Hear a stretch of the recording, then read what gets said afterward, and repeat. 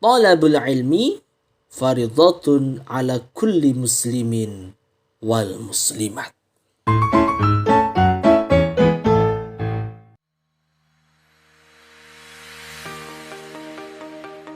Assalamualaikum warahmatullahi wabarakatuh. Negara Indonesia merupakan negara dengan jumlah muslim mayoritas.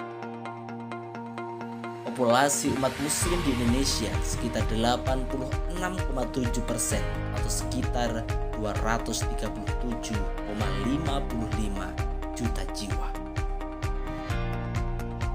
Islam masuk di Indonesia melalui beberapa bidang.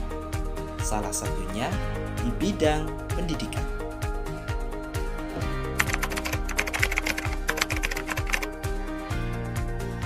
Dapat kita lihat dari kacamata sejarah bahwasanya pendidikan Islam di Indonesia ini dahulu para pedagang itu tidak hanya berdagang saja, akan tetapi merangkap profesinya menjadi seorang mubaligh dan juga sebagai seorang pendidik, yaitu untuk memperkenalkan ajaran Islam kepada masyarakat pribumi.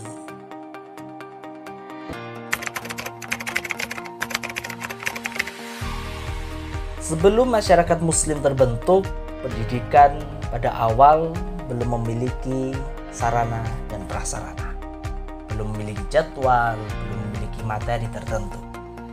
Akan tetapi pada saat itu pendidikan lebih banyak dalam bentuk pergaulan antara pendidik dan juga dengan masyarakat sekitar. Seiring berjalannya waktu, peserta didik mulai banyak, maka dibutuhkanlah lembaga pendidikan di luar masjid. Maka tumbuhlah lembaga pendidikan seperti pesantren, rangkang, dayah, dan surah. Nah, lembaga ini berkembang karena dukungan masyarakat dan kerajaan Islam kala itu.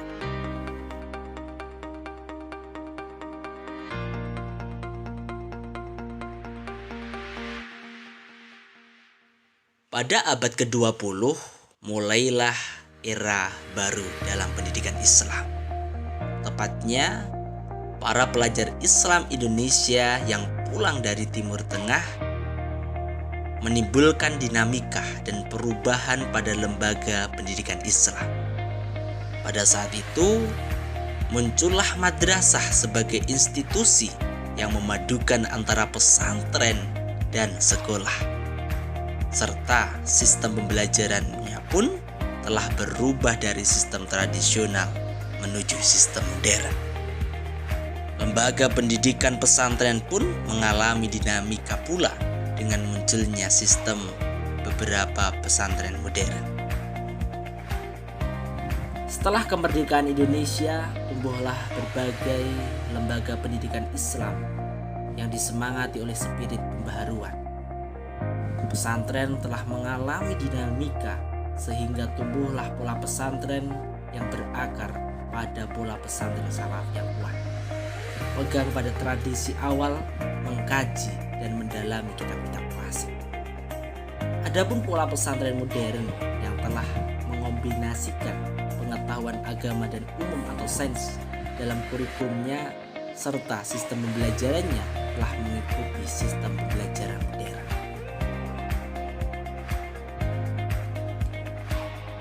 Sekolah yang telah tumbuh sejak zaman kolonial Belanda telah kemerdekaan Indonesia dimasukkan mata pelajaran agama sebagai mata pelajaran yang wajib diajarkan di sekolah.